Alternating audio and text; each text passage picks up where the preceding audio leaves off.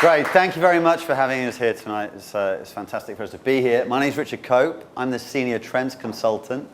That means I basically run the trend side of our business, which we're a market research business. We've got all kinds of research, product launches. We've got trend spotters all around the world. And I manage the trend side of the business, looking at some of the big picture consumer trends and what they mean for businesses in all kinds of different sectors. And in the next 20 minutes, maybe slightly quicker if I can do it, we are going to look through this presentation, walking through the young and old. I'm going to show you some of the trends affecting young people, affecting seniors, and how these groups are actually far similar and far more united than you might at first think. And we're going to look at a lot of the innovations which are being driven by millennials and being driven by the aging population, and a lot of the business opportunities, particularly in terms of entrepreneurship, which we see around that as well. So hopefully 20 minutes, we've got time for some questions as well, but I know you guys want to start networking too. So we're going to start in the first section by looking at this section, Mind Mapped, where we look at millennials and look how the fact that they've grown up in the digital environment, they've grown up with the internet, how has that made them different in terms of the way they think? So we'll look at the different characteristics they've got. And before we get on to talking about seniors, we're going to look at this bridge which is happening, namely that more and more younger people are living with their parents and living with elderly relatives as well. So we're going to see more crossover between these two demographics. And then we'll get on talking about seniors, the financial opportunities that are presented by seniors, a lot of the innovations we're going to see, particularly in technology, which are going to benefit seniors, and how seniors are going to drive on innovation, and seniors are going to become major employers of younger people and innovative businesses as well. So let's start with millennials. They are reared on technology. This is a real product. This is not something we have designed or created. If you want to dream this up, you're too late. So the parents we talk to, huge proportions, talk about how they use digital technology to train their children, to educate their children going forward as well. So it's a generation that's been raised on this from the outset.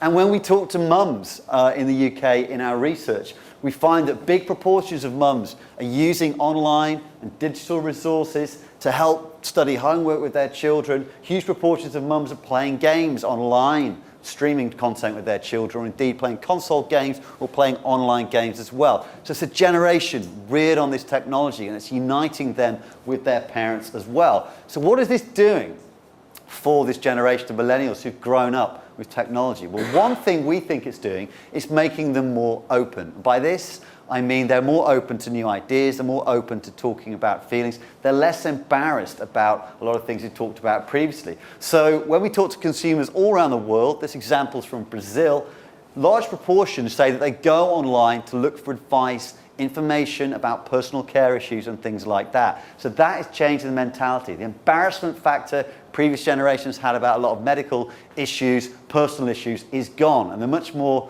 confident and willing to talk about these issues with medical professionals or indeed with businesses. So this section of the presentation, you may find some of this quite off-putting, this next section, but the whole section isn't going to be like that. So we see this is a great example of what I'm talking about here. This is a menstruation tracking app from China, which is used by consumers, and it's endemic of that new openness I'm talking about. But this has grown into being something much, much more than that. It's now sort of a community forum, a bit like something like Mumsnet, where people are rallying around to share information about all kinds of issues, not just the original issue it was set up for. And because of this new openness we have about talking about issues online, it makes us more comfortable with some pretty radical concepts in advertising. This is an extreme one from Brazil, from our trend spotters there, a campaign by Durex. They basically created this capsule which they have about 50 feet in the air above big festival crowds, and they actually get people to go inside this capsule, couples, and have safe sex in this capsule, which has got one-way glass, so you can see out and have this sort of feeling of being above thousands of people. They can't see in. So we get very outrageous campaigns going forward based on the fact that millennials are so open. I'm going to push the envelope a little bit further now with this safe sex campaign from Norway, where they have this guy in this penis suit going up behind couples and warning them about the dangers of unprotected sex. And all this comes back to that new openness we see spoken about. Now, the entire presentation isn't all about this. I'm going to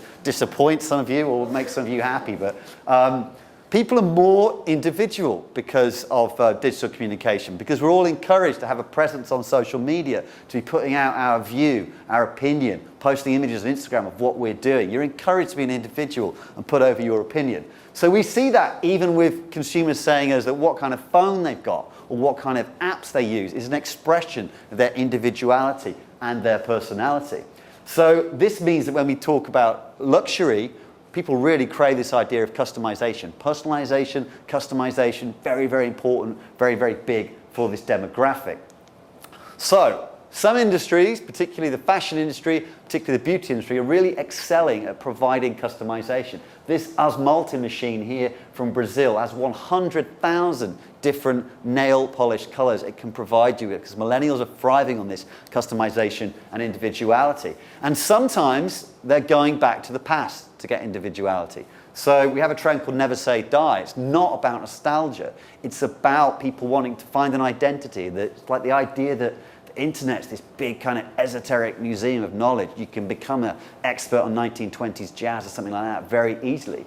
And it's one of the reasons there's been a renaissance in vinyl record sales. The people buying vinyl, it's not people like me, it's millennials. You know, the biggest seller of vinyl in America is Urban Outfitters. It's younger consumers going back to this as a way of exploring, expressing their individuality. An argument that millennials are more forgetful, because the way they think, it's not necessary to remember information anymore. So we get studies from all around the world talking about the attention span becoming more like a goldfish, because it's not necessary anymore to remember information. We get university studies proving that if people know they can access information, they won't remember it. So, you know, if people think about this negatively, I think this is actually something really positive, because we can use our brains for doing other things rather than just remembering things like facts. So Alan Rutsbridger, a former editor of The Guardian, really nails this here, talking about the idea that having something like a smartphone, you don't need a memory. That is your kind of hard drive and external memory. So it means we can use our minds, if we're a millennial, to be much more creative going forward. And academics, teachers, they really strongly agree that this is a generation which has got more output in terms of creativity, more places to express that going forward as well. Then there's the flip side. Philosophers like Slavoj Žižek, he's very concerned that this internet-led way of thinking can actually hinder creativity, because we follow this kind of algorithm-led approach. And because we're getting recommendations all the time from searches and we're making decisions very quickly, he's concerned that you get less examples of learning by your mistakes, getting the wrong answer, ending up in the wrong place, which has always been a real hallmark of creativity. So we've got to beware of being overconnected and having that algorithm-led approach. Also examples, unfortunately, the millennials are a much more anxious generation, more problems. We have the FOMO, the fear of missing out phenomenon, which is something which particularly concerns younger consumers.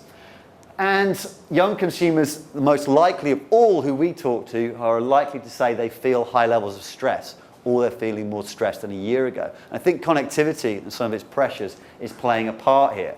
But this is a generation that has more social connections, more friends than any other generation. If you look at the number of social ties the average internet user has compared to the people who previously didn't have, we have more connections in that regard. And what we're seeing, and this is a lot of opportunities around this in terms of entrepreneurship, is the kind of dating, the sort of Tinder phenomenon crossing over to lots of different sectors. So Tinder, phenomenally successful business, see how many people it's attracting. Well, we recently went to see a speech by Sean Rad, Tinder's founder, and the future of Tinder, now he's obviously going to white label this, but the future of Tinder is using that same hookup technique and applying it to different sectors. So he sees the value of this in future, you landing in a new country and using the same similar processes to find someone who's a local guide in that city, or, you know, finding it basically like, you know, an internet search engine directory of people. And that's where he's going to grow that business. We see examples of that already happening. So the same principles of something like Tinder behind Google Plus's Juega Play platform. You know, instead of connecting you with a date, it's going to connect you with somebody who wants to play the same sport as you, who's in the same area. And it's been appropriated by hotel groups as well. This scheme here from Marriott basically uses the same principles to pair you up with people who've got similar business history to you in a city whilst you're traveling. So that social dynamic is spreading. Argument that millennials are more equal because society is progressing, they're an embodiment of that. attitudes to equality, by race, by sexuality, by orientation, all of that is improving. We get strong responses from millennials about that. It's a generation that doesn't discriminate as much as previous generations did in that regard as society progresses. Becoming more equal in terms of gender equality as well, but we've still got a long way to go. The reason male employment here is going down is the aging population, more retirement. The reason female employment is going up is changing social taboos and empowerment, but there is still a gap there. At the moment, it's going to take 70 years to get equality between men and women, according to the United Nations. That's how slowly it's happening. And you can see the discrepancies worldwide between men in work, women in work as well, and also in pay. But that is something that's being challenged by millennials. One of the problems is a major employer for these younger consumers is obviously all the tech industry. Now, it so happens that the tech industry is probably more sexist than something like the UK Parliament in terms of the gender balance there. So you get people like Martha Lane Fox, despairing at that. And that's something that needs to be challenged going forward. Good news is we're starting to see progressive companies do that. Salesforce was the first company we noted doing this, doing an internal audit, having a big overview of what they pay their men, what they pay their women, and changing things accordingly. And that's what's now happening at Facebook. That's what's now happening at Microsoft as well. More ethical as well is something we see amongst millennials. I'm not my style isn't to show you lots of Mintel graphs, so apologies for this one. But what we see amongst the youngest millennial group and indeed the older millennial group is much stronger desire to purchase ethically, much stronger desire to check out the credentials of businesses as well. So that's really important, any kind of business you're launching in that regard. And you can see the success of online pressure groups, things like Avaz, 44 million followers and counting. And one of the reasons this ethical dimension to millennials is one of the ways they're getting experience is they're being compelled almost to volunteer, to get skills, to get experience from volunteering, because sometimes the route into the job market isn't as easy as it was for previous generations. And when we look at initiatives around charitable giving, around philanthropy, what we really see is millennials who are driving this. Most of the examples we're seeing from around the world, from new charitable businesses, things like Techno Gym, are coming from this younger group. We see startup initiatives by young people in India, volunteering, going out, giving haircuts to homeless people in the community there as well. Or I really like this one, it's a heavy metal festival where you get reduced or indeed free entry by donating a lock of your hair, which can be given to help create wigs for children who are having cancer treatment. So that is where we're seeing a lot of the innovation. It's a more visual generation. We're communicating. Sorry, Scott, got to stop saying we. I'm not a millennial. Communicating using emojis in that regard. We're bypassing oral communication. And we're using virtual reality. It's the younger group that's interested in using this as a form of research and communication as well. And brands are starting to recognize the commercial value of virtual reality isn't escapism, it's reassurance. This is the most powerful brochure in the world. So brands like Thomas Cook are getting you to virtually walk around a hotel or a resort to convince you to pay your money to go there. That's how savvy brands are using it. So we've got a generation that's going to grow up virtually exploring kitchen scenarios they might be able to build with IKEA, and that's how they're browsing and shopping. And augmented reality, where we have our normal field of vision with other content laid on top of it, is something else which is being introduced. Microsoft HoloLens here, allowing you to get things like three-dimensional recipe pop-ups so you can be shown how to make a meal or be shown how to repair something in your house. And that's changing the way the next young generation are going to learn as well. Things like these flashcards from this company in Indonesia, absolute genius. A traditional flashcard, look at it through your phone using their app. They come to life as three-dimensional images, so helping to train children. This is like the next generation of bubblegum cards. You can see these being, in cereal packs, you name it. But is this generation over-connected? Some people argue this is just kind of Darwinism in action, but this is a campaign by O2 in Germany stopping people from getting run over because they're just zombified and crossing the road with their phones and connecting with them in that regard. Again, back to Durex, they've done this campaign that, we are disconnected. Despite what you might think, we did a big survey at Mintel for Valentine's Day last year, and couples are having sex less frequently, and people are theorizing that part of this is the sort of obstacle of connectivity and devices. So we see campaigns trying to urge people to disconnect as well. And indeed, younger consumers we talk to, they multitasking with devices, over-connected in that regard, possibly. So that's really what's happening with this group. Now, what we're finding is the population in the UK is getting much more like the population of, somewhere like Spain or Italy. Huge proportions of young people living at home with their parents. So those habits, those traits are going to get passed on to an older generation and the next generation of seniors. And what we're also seeing is actually the emergence of multi-generational homes. So you've got millennials, their parents, their grandparents, all in the same house as well. Very small base here, but we are seeing increases in this as well. And the major influence these younger groups will have is they're like the in-house tech guys, tech girls for the rest of the family. They're going to train them, they're going to make their parents, their grandparents more aware of technology, stronger in terms of their use in it as well. So I'll sum over this quickly before we get on to the seniors, because I know that's what you want to see. We are looking at a group that's been raised on technology as an educator, and because of that, they're more open, they're less embarrassed about things when it comes to personal issues. Individual mindset, which craves personalization, which craves customization as well. They don't need to remember things anymore, and that's important because we're going to come on to seniors and look at issues around memory as well. That's one of the first links. More creative, yet more anxious as well. Better connected to people and services. That's something else which can provide something for seniors, as we'll see as well.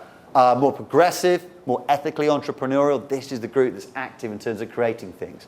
More visual, possibly over-connected in terms of technology, in need of some analog respite as well. And they're going to be living more with these older consumers as well. So a lot of those traits we talked about are going to be passed on. So let's look at seniors. Now, the first thing to say about seniors is, if you want to start a business, this is the group that's got the money, okay? So, and we're going to look at how technology can play a role here. So Tim Berners-Lee's, at the Olympics, talking about this is for everyone in terms of the internet. That really is the case with all the technology we're going to look at. You're going to see a lot of technology in this next section. Might have been designed by younger people, might be pitched towards younger people. The big audience for it and the market for it is going to be these people.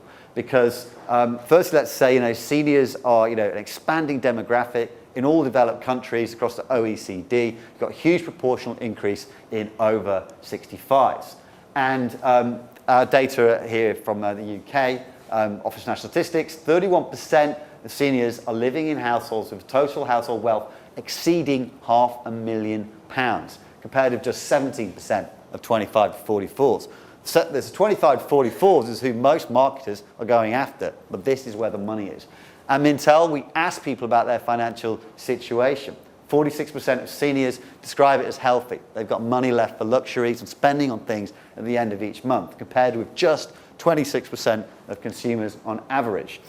Now, seniors are not so different than the millennials, because we've got to remember the seniors we're talking about, people aged 65 plus, these are the baby boomers. These are the people who invented popular culture as we know it. So all the things everyone is into this room, whether it's music, whether it's cinema, whether it's gaming, whether it's technology, they invented this stuff. So the differences aren't that great. But the demographic and lifestyle differences aren't that great either. Because one thing seniors are doing less is retiring.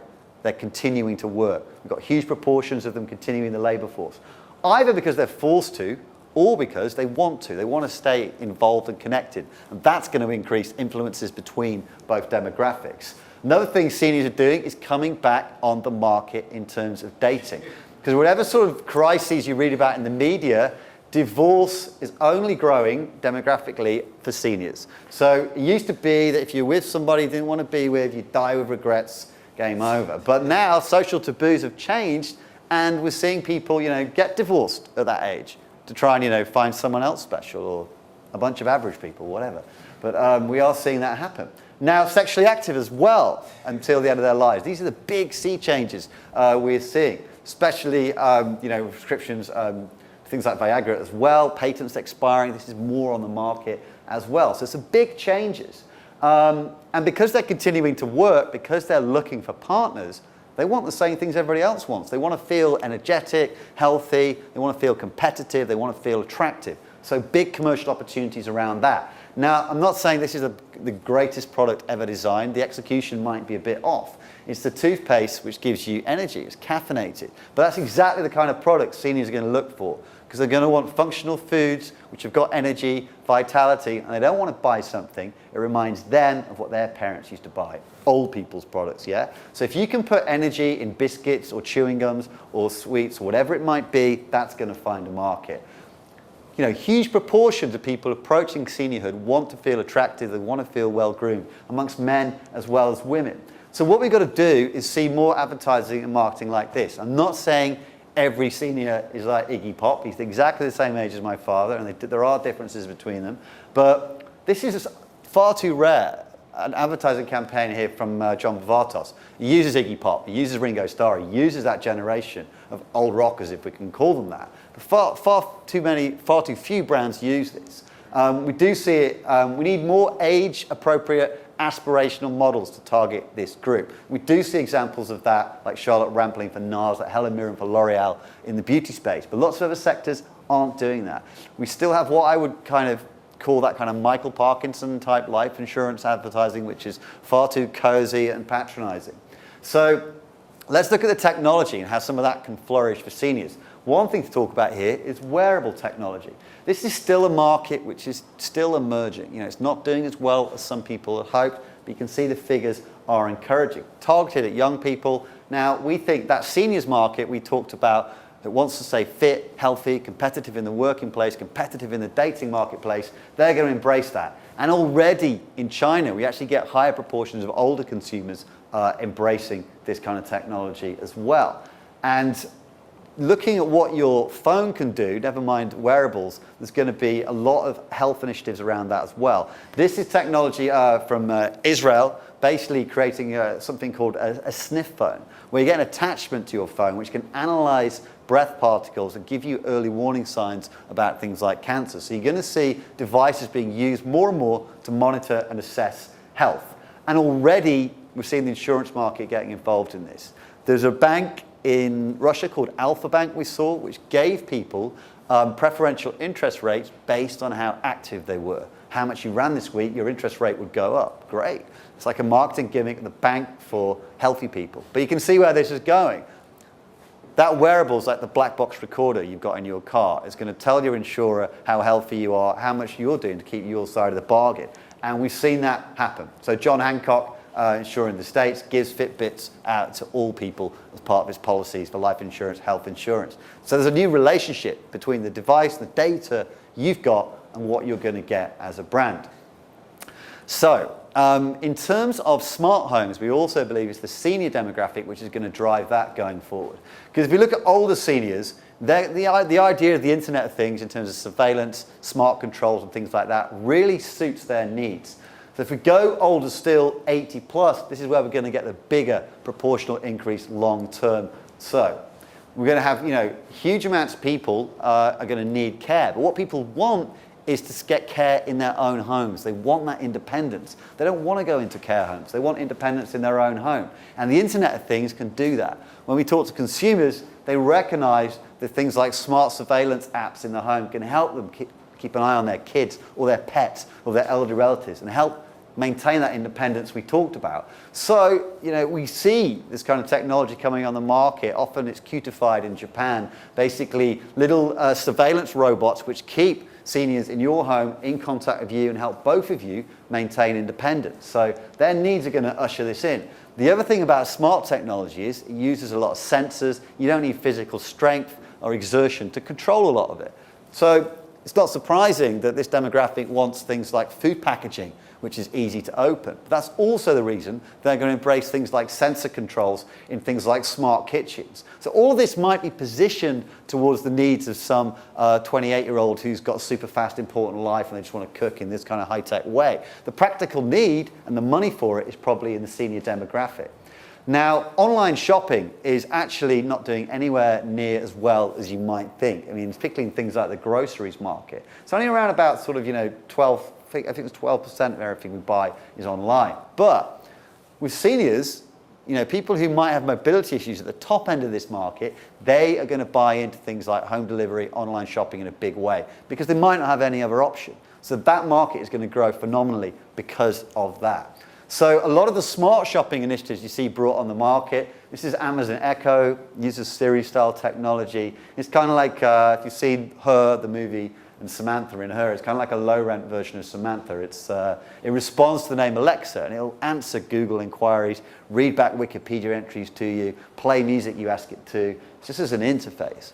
But from Amazon's point of view, it's just another way of shopping, filling your basket. But you can see how this might work really well for seniors with memory issues or mobility issues going forward as well. Same thing with Amazon Dash, where a branded button just allows you to press that and automatically order a new box of Tide in this case. That can work really well for this demographic too. The best example I've seen, if we think about memory issues and things like that, is this from Pernod Ricard.